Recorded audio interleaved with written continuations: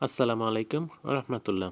প্রিয় নবম ও দশম শ্রেণীর শিক্ষার্থীরা, তোমাদের গণিত উদাহরণ 12 এবং কাজ ছিল দুইটি, ক এবং খ। দুইটি কাজই আমরা আগের ভিডিওতে করে দেখিয়েছি। যারা ভিডিওটি দেখোনি তারা এই চ্যানেলের ভিডিও ডিসক্রিপশন বক্সে লিঙ্ক দেওয়া থাকবে, সেই লিঙ্কে ক্লিক করে তোমরা ভিডিওটি দেখে নিতে পারো, অথবা তোমাদের প্লেলিস্ট সাজানো আছে সেখান থেকে দেখে নিতে পারো। উদাহরণ 13 দেখো, যে সকল স্বাভাবিক সংখ্যা দ্বারা 311 এবং 419কে ভাগ করলে প্রতি ক্ষেত্রে 23 অবশিষ্ট থাকে, এদের সেট নির্ণয় করো। তো আমরা এই সমাধানটা এভাবে আমরা করতে পারি। তারা একটা সমাধান দিয়ে দিয়েছে, আমরা শর্টভাবেও করতে পারবো। তো দেখো, যে স্বাভাবিক সংখ্যা দ্বারা 311 এবং 419কে ভাগ করলে প্রতি ক্ষেত্রে 23 অবশিষ্ট থাকে, সে সংখ্যা হবে 23 অপেক্ষা বড়। তার মানে 311 থেকে 23 যদি আমরা বিয়োগ করি তাহলে আমরা যে সংখ্যাটি পাব, এই সংখ্যাটি হচ্ছে সেই স্বাভাবিক সংখ্যার মূল। তো তারপর দেখো 288 হয় 288, এবং 490 থেকে যদি 23 মাইনাস করি আমরা তাহলে পাই 396, এর সাধারণ গুণনীয়ক। তাহলে আমরা এর গুণনীয়ক বের করার জন্য লিখতে পারি, মনে করি 23 অপেক্ষা বড় 288 গুণনীয়ক সমূহের সেট এ। এখানে 288কে আমরা উৎপাদকে বিশ্লেষণ করতে পারি। তো উৎপাদকে বিশ্লেষণ করার জন্য 1 ইন্টু 288 আমরা একবার লিখতে পারি। তারপর 2 ইকুয়াল 144, আমরা 144কে যদি 2 দ্বারা গুণন করি তাহলে 288 পাবো। আবার 3 ইন্টু 96কে 3 দ্বারা গুণন করলে আবার 288 পাওয়া যায়। তারপরে দেখো 4 ইন্টু 72, 72কে যদি আমরা 4 দ্বারা গুণন করি তাহলে আবার 288 আসে। আরও ভাঙানো যায় 6 ইন্টু 48 দিয়ে গুণন করলে 288 পাওয়া যায়। আবার 8 ইন্টু 36কে গুণ করলে 288 পাওয়া যায়। 9 ইন্টু 32, আরও ছোটো করে ভাঙালে 2 ইন্টু 24, 16 ইন্টু 18। তো আমাদেরকে এখানে সর্বোচ্চ 24-এর নিচে যাওয়া যাবে না, 24-এর থেকে আমরা এই মানগুলো আমাদের নিতে হবে।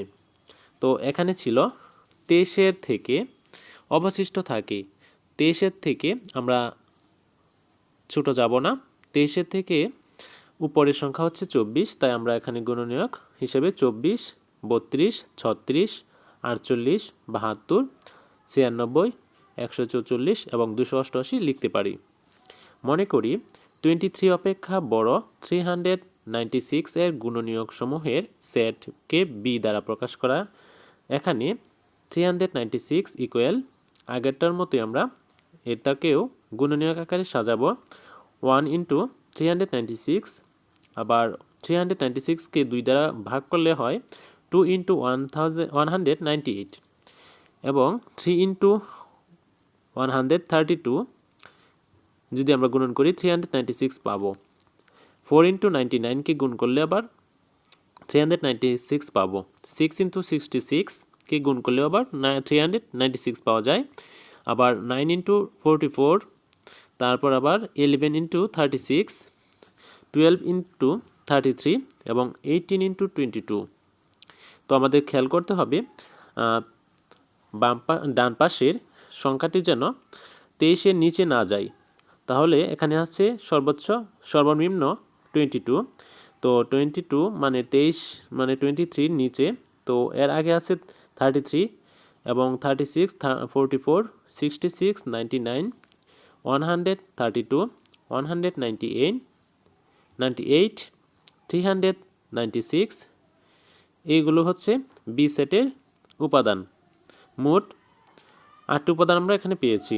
তো সুতরাং এ ইন্টারসেকশন বি, এ সেটের যে উপাদানগুলো ছিল তা এখানে বসিয়ে দিয়েছি এবং ইন্টারসেকশন চিহ্নটা দেওয়া হয়েছে।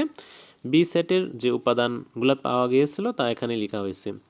তো ইন্টারসেকশন মানে উভয় পক্ষের মিল যে সংখ্যাটি, সেই সংখ্যাটি মানে লিখতে হবে। তো এ ইন্টারসেকশন বি ইকুয়াল একটি উপাদান পাওয়া গেছে 36। তো নির্ণয় সেট 36।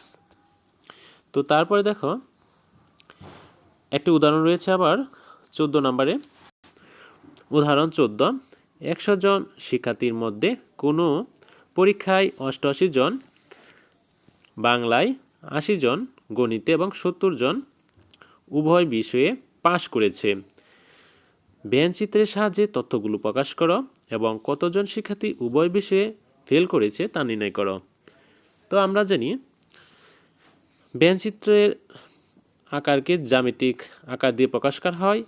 এখানে যে চতুর্ভুজটি রয়েছে বা এটা হচ্ছে আয়তক্ষেত্র, তো এটাকে সার্বিক সেট ইউ দ্বারা প্রকাশ করা হয়। তারপর ভিতরে দুইটি বৃত্ত রয়েছে। একটি বৃত্ত হচ্ছে বাংলায় পাশ করছে যারা তাদেরকে বি দ্বারা, মানে বিতে বাংলা বি দ্বারা প্রকাশ করা হয়েছে, এবং যারা গণিতে পাশ করেছে তাদেরকে ইংরেজি বর্ণমালা এম, মানে ম্যাথ এম দ্বারা প্রকাশ করা হয়েছে। তারপর ব্যঞ্চিত্রটির মাঝে 4টি বর্ণ দ্বারা প্রকাশ করা হয়েছে, কারণ পি যে অংশটা আছে এই পির অংশটা হচ্ছে বাংলায় পাশ করছে যে তাদের সংখ্যা, আর হচ্ছে গণিতে যারা পাশ করেছিল তাদের সংখ্যা, মানে উপাদান থাকবে এখানে। আর মাঝখানে যে কিউ আছে, কিউ হচ্ছে বি এবং এম, মানে বাংলা এবং গণিত উভয় বিষয়ে যারা পাশ করেছে তাদের সংখ্যা, এটা হচ্ছে কিউ। আর যারা উভয় বিষয়ে ফেল করেছে তাদের সংখ্যা, এই পুরাটা অংশ, খালি অংশটা মানে এফ দ্বারা বোঝানো হয়েছে। তো তারপরে লক্ষ্য করো সাধারণ সমাধান। ব্যঞ্চিত্রের আয়তাকার একটি ক্ষেত্রটি 100 জন শিক্ষার্থীর সেট ইউ, আমি প্রথমেই বলেছিলাম এই ইউকে 100 মানে সর্বোচ্চ যতজন শিক্ষার্থী থাকবে তার সংখ্যা দ্বারা এখানে বোঝানো হয়। তো তারপর দেখো সেট ইউ এবং বাংলা ও গণিতে পাশ করে শিক্ষার্থীদের সেট যথাক্রমে বি ও এম দ্বারা নির্দেশ করে। ফলে ব্যঞ্চিত্রটি 4টি নিচ্ছেদ সেটে বিভক্ত হয়। তো নিচ্ছেদ সেট বলতে আমি যে অংশটি বললাম যে পি কিউ আর এফ তাদের মাঝে কোনো মিল নেই, মানে এক একটি সংখ্যা ভিন্ন ভিন্ন, তাই তাদের মাঝে কোনো মিল নেই। তো তাই ব্যঞ্চিতে 4টি নিচ্ছেদ সেট বিভক্ত হয়েছে, যাদেরকে পি কিউ আর এফ দ্বারা চিহ্নিত করা হলো। এখানে উভয় পাশে পাশ শিক্ষার্থীদের সেট কিউ দ্বারা বি ইন্টারসেকশন এম, যার সদস্য সংখ্যা 17 মানে 70 জন। পি শুধু বাংলায় পাশ করেছে শিক্ষার্থীদের সেট, যার সদস্য সংখ্যা 88 মাইনাস 17 ইকুয়াল 18। 18 হচ্ছে শুধু বাংলায় পাশ করা শিক্ষার্থী। আর শুধু গণিতে পাশ করা শিক্ষার্থীদের সেট, যার সদস্য সংখ্যা 80 মাইনাস 17, তো ইকুয়াল 10। এই 10 হচ্ছে শুধু গণিতে পাশ করা শিক্ষার্থীদের সংখ্যা।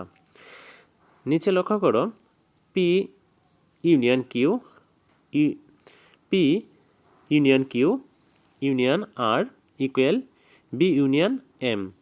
যে কোনো একটি বিষয়ে এবং উভয় বিষয়ে পাশ শিক্ষার্থীদের সেট, যার সদস্য সংখ্যা এভাবে প্রকাশ করা যায় যে পি থেকে আমরা প্রাপ্ত উপাদান 18 এবং কিউ থেকে উপাদান 10 এবং